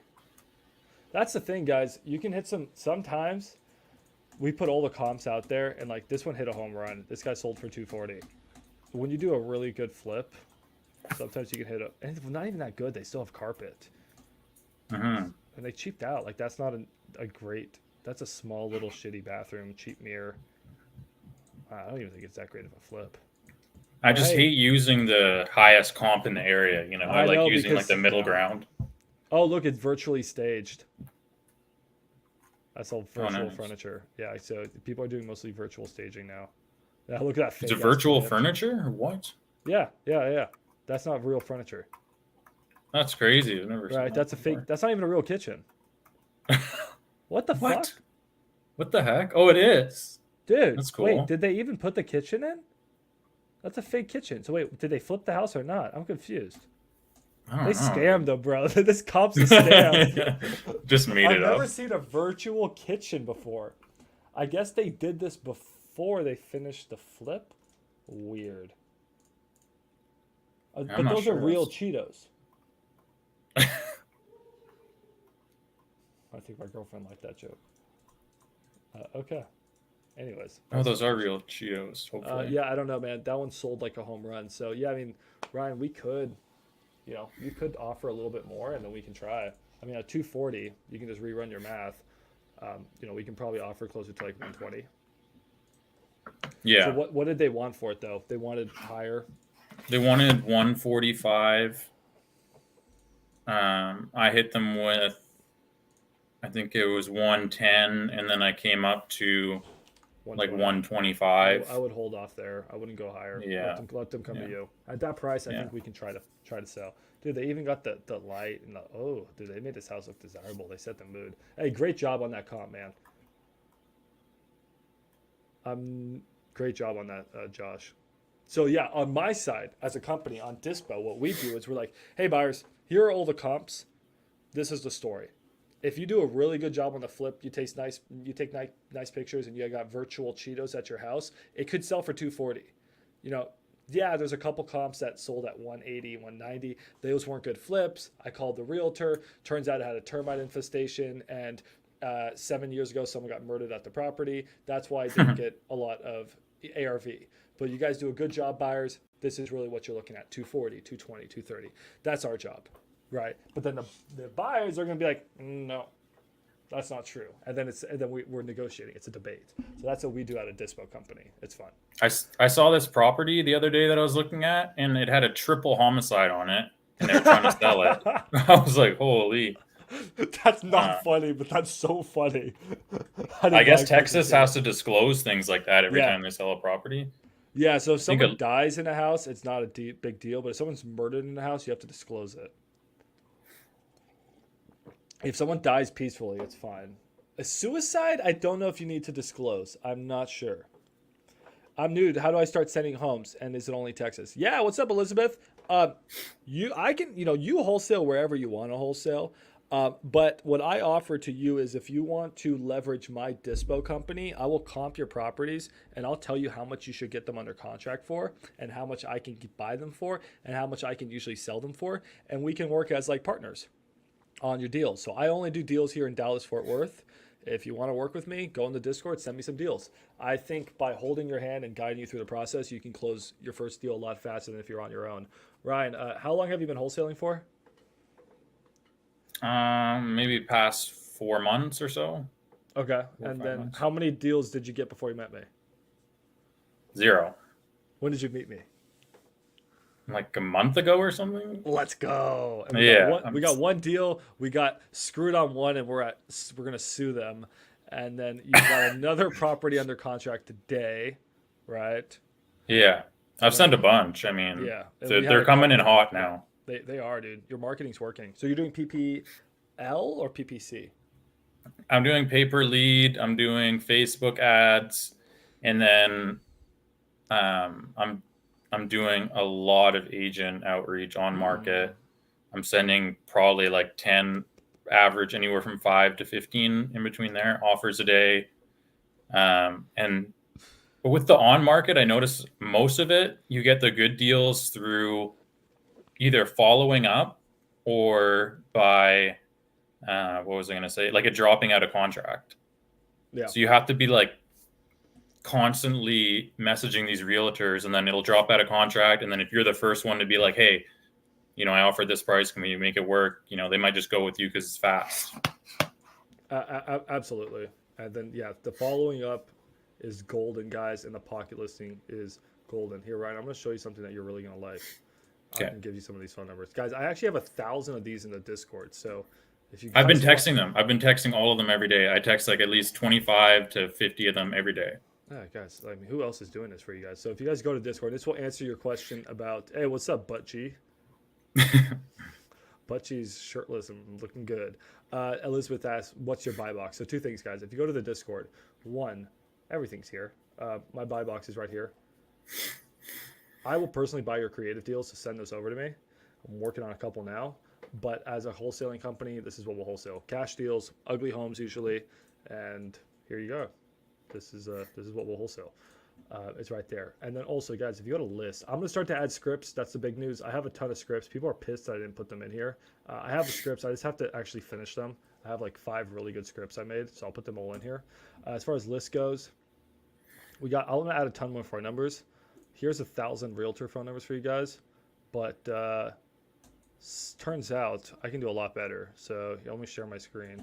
Or am I not, oh, was I not sharing my screen? Ryan, I wasn't sharing my screen. No. Oh, my bad. Sorry. My bad, guys. It's my fault. Oh, my bad. Anyway, sorry. Here's the Discord, guys. I apologize. Right here is the buy box. Here's the buy box channel. And then if you scroll down to lists, where's lists? They're somewhere here. Discord's too big. Where's the list? I just had them. Oh, it's in Schoolhouse. My bad. It's right here. There's lists. So here you have 1,000 phone numbers you can call. But Brian, check this out. You'll like this. This is realtor phone numbers in Texas. We got Dallas, got Fort Worth, got Denton. We don't have to worry about Houston, Austin. Here, just Dallas, Ryan. You want some Dallas realtor phone numbers? Here are, I don't know. I think there's like 1,000 in there or something. Oh, I got more, dude. Look at this sheet. 32,000. 32,000 realtor phone numbers in Dallas. What about Fort Worth? You want 14,000 realtor phone numbers in Dallas. Can you still hear me? My headphones just shut off. Yeah, no, I can hear you. So yeah, I got over 50,000 numbers. I'm gonna drop you guys. I'm gonna start dropping you guys a lot more. I dropped you guys 1,000 just to tease you guys, see if you guys would actually call them. If you guys appreciate them and want more, you reach out to me, guys. I'll give you phone numbers. I've been texting them every day, and I've been getting a lot more pocket listings. The fuck you guys doing? The numbers are free. Ryan's doing it. All right, Ryan, you get another. I'm gonna give you 4,000 more for being awesome. Yay. Yo, these numbers are so expensive. Like, most people don't have realtor data, which we have all the realtors in Texas, which is sick. But just guys, in general, like, these numbers are expensive. Like, my company had to pay like 50 cents a pop for all this stuff. So take it. Holy, really? For 50 cents a pop? The realtor ones we were able to get, I think, for free because we're realtors. They don't do that anymore. You guys, it's really tough to get them anymore. We got them before they weren't able to get them. But like the other phone numbers that I try to give you guys, like that stuff's expensive. It's super expensive. The good data, you guys pay up the ass for it. I think 50 cents is too much, but honestly, you're gonna pay just skip tracing alone is over 10 cents a skip, and then getting good data, it's 20, 30, 40, 50 cents. So guys, call these. I'm paying for it. The company's paying for it, so call them. I don't have to hire VAs. I got you guys. You guys don't have to skip trace and call, or you have to call. You guys don't have to skip trace and get leads. You guys come to me. So it's like, let's work together on those. And if you guys are too lazy to call them, just get some VAs, get some AI, and do it. That's what Jeremy does. I just sent him tons of leads. Now he's going to call them. So that's what I want to start doing. I want to start getting VAs. I had them for a little bit, but I didn't. They're a pain in the butt to deal with because you have to like manage them and basically show them how to do everything. Even though they might be a little bit experienced, you still have to every day be checking up on them, make sure they're saying things correctly. And Bryce, I think Bryce here, he has a team of 15 VAs in Pakistan. He's actually from Pakistan. Oh, really? Cool. Yeah, so he's the guy for VAs. I actually want him to come and talk. Bryce, do you want me to give you some phone numbers to call? I think Bryce is butt G. Yeah. $300 for 10,000 records from Kind Skip Tracing. Looking to try that done shotgun method. Been getting fucking San Benito leads all day. Yeah, so he's just been calling free data and he's getting no luck. So now he's going to pay $300 for 10,000 records. I don't know how good that data is going to be. It sounds too cheap. Yeah, like Kind Skip Tracing is like 5 cents per skip, but they probably just use like free online data or something, I was doing a cheap skip tracing before this and it wasn't working for me. Shout out Skip Matrix. I'm probably going to get sponsored by them, so shout out to them early. But they've been doing their skip tracing's been really good. Do they get it from credit reports or where do they get it? I have no idea. That is a question for Shay. So we'll talk to Shay. I've also heard good things about Deal Machine. Yeah, Bryce, here I'm going to hook you up with a few thousand numbers, dude. So I'll hook you up with some Dallas and Fort Worth homeowners. And do you also want some pocket list? Or Bryce, do you want just homeowners or do you also want realtor phone numbers, Bryce? If you want realtor phone numbers, dude, I'll set you up with thousands. If you only want homeowners, I can give you some too. Tell me what you want, Bryce. I'll hook you up. I want your VAs to keep calling. Yeah, so I don't pay for. Here, I'll share my screen. You guys will see. I don't pay for Windows. So back here in the corner, you'll probably see the Activate Windows button. Yeah, so I can't use Excel. So I'm trying to figure out a way I can get you guys those sheets. It's a whole thing. I should just pay for Windows, but it's more of a pride thing. I don't want to pay for Windows. So I'm working on a way to get you guys the sheets. I probably just got to pay for Windows. I'm so freaking cheap. Okay. All right, cool. Epic. Send homeowners, keep them coming. We go through about 10,000 per day. Well, that's a lot. Holy. Jesus, man. I think you need to cut down on the amount of VAs you have. What was I gonna say? But dude, if you go through 10,000 good numbers a day, you should get 10 Tons deals. of deals. You should get 10 deals. You should probably get 100 leads. Good leads. Like, you also want realtors? All right, dude, I'll hook you up with realtors. I'm gonna send you 10,000 realtor phone numbers. If you don't get a freaking pocket listing from 10,000 realtor phone numbers and you're gonna go through them, Bryce, I'll admit defeat. Okay, cool. Well, Bryce, send me your email, Discord me your email, and I'll hook you up. Well, cool, guys. Was there anything else that we had to do? I think I comped all you guys' properties. So in general, should we be focusing on, since like the market's changing, should we be more focused on luxury homes and land, you'd say? Would be probably a better use of our time. Luxury homes and land. I'm not saying it's a better use for your time. If you see them, don't run away from them. Luxury homes is really tricky. It's really tricky. So you need the right people for them. Yeah, if you get a luxury home deal, work with me on them. Land has been very good lately. I'll keep you guys updated on what's good and not, but particularly land has been very strong this month. And then with land, when say I'm on Redfin and I'm trying to search up a bunch of land, are there type like parameters I should have, like below $500,000, certain size and everything? You probably already went over this. Yeah, I went over it at the beginning. Infill lots, so just lots in the city that are surrounded by other homes. Make sure those homes are either fixed up homes or even better, new homes. Okay. And try to get a really good location. You don't really flip. You can flip shitty lots in shitty late areas, but try to get a above average location or a really good location, and really look for homes that are teardowns. That's where you get the good deals. People are looking at a home to flip it. It doesn't work as a flip. You're like, that's a teardown, and that lot is worth $400,000. I'm gonna buy that house. So, yeah. Okay. Or one thing is, Ryan, I mentioned it earlier. Off market, direct to seller is great for lots. People have no attachment to the lots, and secondly, everybody has a lot. It's like, did you ask investors? You're like, hey, do you have a lot laying around? Yeah, I got a lot. Cool, can I buy it? So everyone's got lots. Okay. Elizabeth asked, what about motorhomes and RV parks? I love RV parks. Cody loves RV parks. So if you get RV parks, I want to go creative on those. Seller finance all day long on RV parks. I'd be interested in helping you on some good RV parks. I got one deal just sent to me. Let's comp this one, then we'll end the live stream. This is a creative deal. Okay. So let's see. I can go and relax. Okay. Trevor here sent me a creative deal. He said he submitted it. Hold on. Let me go to my submissions and see. Bear with me. Ryan, take the mic. Tell the people the good word. Tell the people about your deal that you got under contract today. Has Matthew been helping you? Oh, no.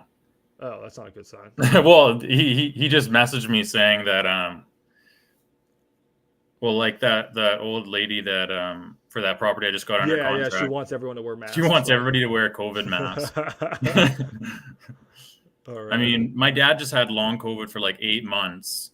Oh, just recently. Oh, so, I mean, I can kind of get it if you're like 85 years old. You don't want to have like 10 people coming through your property coughing everywhere. Yeah, I get it. Land is very good, to be honest. We got a lot in Roseville, California, locked for 21.5. Came from one of my guys in Florida, bought it now. Wow, Jesus Christ. Damn, I want that win. Yeah. Lots are great. Okay, let me open up. Okay, cool. But yeah, let's get that showing scheduled on your deal. Matty Ice is going to put it out on Salesforce to the team tomorrow. They should start marketing it. And when did he want the showing? Thursday? Tuesday of next week at 11 a.m. Do you have a long option period? Yeah, it's like 20 days. Oh, yeah, no wonder. There's no rush on it. Okay, we usually don't have Yeah. that much time.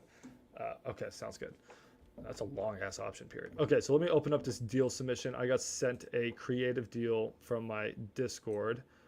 Let me see. I love when people send me creative deals because one, I get to comp them, I get to test out my software, but two, maybe I want to buy it for myself. So it is in Forney, Texas. And let's make sure this is the right one. Bear with me. Oh no, is it not this one? Oh no, never mind. It's not in Forney, Texas. Hold on, guys. Hold on. Give me 1 minute. 1 minute. I'm almost there. I don't even know where this is. Okay. I got sent this deal. Where's Hedwig, Texas? All right. Let me share my screen here. So we got sent a property in Hedwig. What the hell? Okay. I don't know where Hedwig is. Where's Hedwig? Texas is so big. Oh, it's near San Antonio. Okay. Yeah, I'll look at it. It's going to be a little bit tough for me to comp because I don't have MLS there, but we can comp it as creative. So it's trying to rent for $2,200 a month, and it's obviously not getting that, which makes me think that it's not worth $2,200 a month. Maybe rent is $2,000 a month. They had it listed for, I love to look at past history. It tells a story. They had it listed for $365,000. Couldn't sell. It actually sold in 2021. So immediately, guys, what do you see when a house sells in 2021? Ryan, what do you think of when a house sells in 2021? The price is going to be, I mean, it probably sold for higher than it's worth now. Oh, well, that I do agree, or about the same. But two, low interest rate mortgage. This Oh, thing yeah, low probably interest has like rate. a 3% mortgage. Then it was at 365. Now it's at 360. They took it off the market, and then they rented it. This tells me a story here. The story I read is that these guys bought a house in 2021 for around 340 grand. They probably got an FHA loan or a VA loan. That means that they only put maybe, I don't know, 15 grand down. So they probably have about $300,000 to $310,000 in debt on this property, I would assume. Let's just say $300,000 in debt. Then they listed it at 365. Then they listed at 360. If they sold the house at 360 after paying 10% in costs, they'd end up probably getting closer to 320 because you have to pay realtor commissions, closing costs, like we talked about this earlier, buyer concessions, all these things. So you end up getting probably closer to 320. That's really close to what they're in it. They're not making a lot of money. They're close to break even. So I'm seeing a sub 2 deal that has 3% mortgage with low equity. Now they're trying to rent the house and it's not even renting. So they are in a tough position. Guys, I did all of this with Zillow, free software, just making assumptions, and I know my assumptions are right.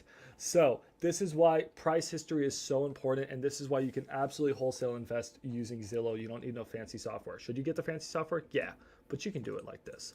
So it's a beautiful house. It's turnkey. Probably rents for about $2 grand. And yeah, let's see. And they probably have about $300,000 in debt at like a 3-ish% mortgage. Let's just, so if that is the case, you know, I'm not going to have the good MLS data. I don't know if you guys can pull up the data on this. You guys have privy and stuff. Let me know. I think I may have some data here. Let me see what was submitted to me. Bear with me. If not, I could just do the math in my head. Subject to loan amount is 323. Oh, Jesus. Is it a VA loan? I don't know why it would be so high. Wow, it may be a VA loan. Guys, so a VA loan, they put 0% down, which means they literally start with no equity. It's 100% debt. Dude, they're saying the interest rate is 2.25%. Nice. That's freaking insane. That's the best I've seen in a long time. Monthly PI TI is 2030. I'll be the judge of that. And they saying that it would rent for 2,200. I don't believe that is true, but it's close. Bought recently. So guys, if that's the case, they have that. So back to my situation. If they have $320,000 in debt, that means that if they sold the house at 360, they would end up break even. So that's why they went to rent it, and it's not renting. So they're saying that the PITI is 2030. Well, we can actually be the judges of that. So what we're going to do here, and I'll quickly show you guys this. I'm actually excited. This may be a good deal. I'll freaking buy it. If I can get a break-even rent house for $0 down, 2.25% interest, I'll buy this on a freaking spot. You'd take that even if you're not cash flowing at all? Yep, I'd take that. I can afford, I could break even and I would write it off. I'd get depreciation. Oh, I'll do the okay. old math. Yeah. I'd get nice depreciation. I could do a cost seg, but even if I did a straight line depreciation on this, what could I get for a straight line? 20. I'll teach you guys how to calculate all that. So an amortization schedule. Let's quickly do I have a this. random question. Please shoot. With a sub 2 deal, when you let's say you assigned it to someone or you bought it yourself, are you paying those monthly mortgage payments to the seller, or are you literally taking it over and paying the bank? Yeah, great question. So you are not paying it to the seller. You are paying it through, you're actually not paying it. You get a loan servicing company that should make your payments. So it's a licensed company. They're licensed in all 50 states, or it's like 400 of them. And what they do is they take money out of your bank account every single month on the first, and they go and pay it to the seller's mortgage. Now the seller, it's like the seller's making the payment to their mortgage company, but it's happening through you, which is happening through a service company. Okay, that makes sense. Right. So the bank knows no different. They see that the seller is just making the payments every single month on time. So when you're writing the agreement, like the contract, you have to write that third party that's going to be sending the money in. Like you have to write their information down, or You it don't can just need be a a servicing regular company. I mean, you could do it. I just don't recommend people do it themselves, because if you're late or something, you make a mistake. This company, you pay them like 10, 15 bucks a month, 20 bucks a month, and they'll make those payments for you. But yeah, to Okay. answer your question, it's like the seller's making the payments, but it's on your behalf, and you're usually using a servicing company. Okay. So Okay. to comp this deal, guys, 323, 30 years, 2.25% mortgage. You have a $1,240 PI. Now, insurance here should be about 200 bucks. So let's just say we're at $1,450 for insurance. Taxes here, it's probably about 2% on a $300,000 house. So yeah, we're looking at about a little over $2,000 in PITI. So what we could do, if you really wanted to get nitty gritty, and if I was really getting close to making a deal, I would look up the house. Remember, the house was in St. Hedwig. So I would type in St. Hedwig County. That's in Bexar County. Then I would go to Bexar County, probably property taxes. I think you could go to CAD, CAD. Can I look up a house here? Property tax search. Search criteria. That looks the name. Find your property tax account. Search by property address. All right, cool. Every government website is going to be different. Let's try to find this.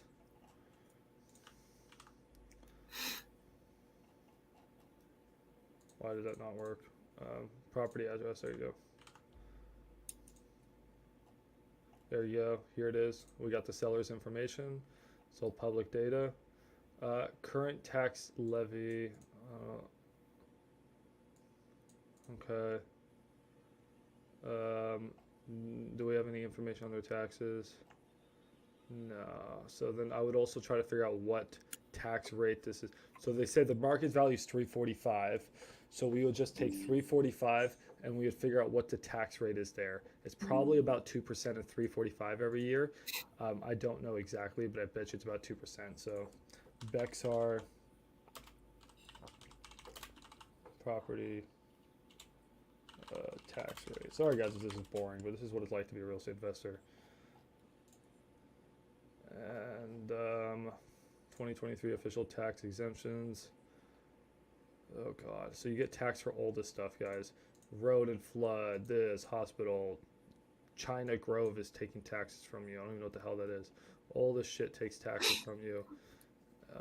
So you're just trying to figure out what the total is. They make your life miserable. So it's so hard to figure out. Schools is what's going to take the most of your taxes. I don't know, man. I'm gonna say Looking at that just makes my head hurt. yeah, it sucks. So let's just say he's right, and it's $2,050. Rent is probably closer to 2,000, so it breaks even, and it has a 2.25% mortgage. It's not worth three. So in this type of deal, guys. So flipping back to the house, I wouldn't want to pay. This house is obviously not worth 350, right? Or 360 because it couldn't sell for that. This house is probably worth, and I could comp it, it's probably worth closer to 320, 330, right? So I don't want to pay over listing price. I want to pay fair market price, if not cheaper. But they have about $323,000 in debt. So my offer on this price, so I'm going to send this over to the gentleman that sent this to me. I would probably want to offer them maybe, could you offer, I don't know if I could justify 330,000, but maybe 330,000. You know what? I would start lower. I'd just say, hey, I'm going to take over your loan. I'll take over all your loans and I'll pay closing costs. And then would they make any money on that? I would represent myself as an agent. So I would take a 0% agent fee. And you're going to have to pay your 3% buyer's agent commission yourself. So they would end up losing probably $10,000 something. So they would walk away and lose 10 grand. That means I'm getting the house at about 325 grand. It's probably worth 330 to 340 retail, and I'm getting a good interest rate. Are they going to say yes to that? Maybe not at first, but that would be my first offer. My second offer would be, okay, fine. I'll take over all your loans, and I'll pay the 3% buyer's agent commission, and I'll pay your closing cost. So you just end up walking away with no money. I think that's probably going to end up being my second offer. So then they pretty much wipe their hand clean of the property. It's literally like I'm bailing them out. Yeah. You get no money. You nicely F off. I take over your debt. You're done. You're done. Like, that's it. You're just wiping your hands clean of the property. I'm taking over your problem. That would be my second offer. My first offer is you're wiping your hands clean of the property and you got to pay your own agent. Sorry, that's your fault. You shouldn't have got an agent. You should have reached out to me before you had this problem. Yeah. So we'll see. But they may not, just because it's listed as a rental, they may be able to not pay the 3% agent, right? So maybe we can work something out. So that would be my offer. So anyways, guys, hopefully that was helpful. But on that situation, yeah, I get a house and it ends up breaking even as a rental, but it's actually going to lose money. Let's be honest. After vacancies, maintenance, I'm probably going to lose $200-$300 a month. Max, why would you want a house that loses $200-$300 a month? Well, should go up in value over time. Probably going to keep going down in value. Economy sucks. But also, I get nice depreciation. I can probably write off. How you guys do depreciation real quick is take the debt or take what you're paying for the house. Let's say we're paying $330. Okay, we're paying $330. You can take closing costs. You can add that to it. Take $330. We're going to subtract the land. Let's say the land is worth $50. So then we're at $280,000. And then we can take 280, we can divide that by 27.5. And then this is what we can write off every year. So we can write off about $10,000 a year in my taxes. So I can lower my taxes. I can write off $10,000 a year for every year for the next 27.5 years. Isn't that what Pace does? He buys a bunch of properties and just uses that to write off all his taxes. Pace doesn't pay any money in taxes. How do you pay no money in taxes? You just have to buy a ton of properties? He just buys a ton of properties. And he does something called accelerated depreciation. So instead of writing off $10,000 a year, he'll probably write off $40,000 in year one, then $30,000 in year two, and then at the end, near the end, he's barely writing off on his house. But he takes his depreciation up front. He's accelerating it. You just need a really good accountant that runs a cost seg. So that's it, guys. 7:30. I'm dipping. So right. Ryan, let's work your deal. Let's get it sold. Let's make let's make $5K each, and let's be happy. All right. All right. Peace, guys. Thanks Love you all so much. And you too, Maurice. Let's congrats on your sale, dude. Let's take it to the finish line.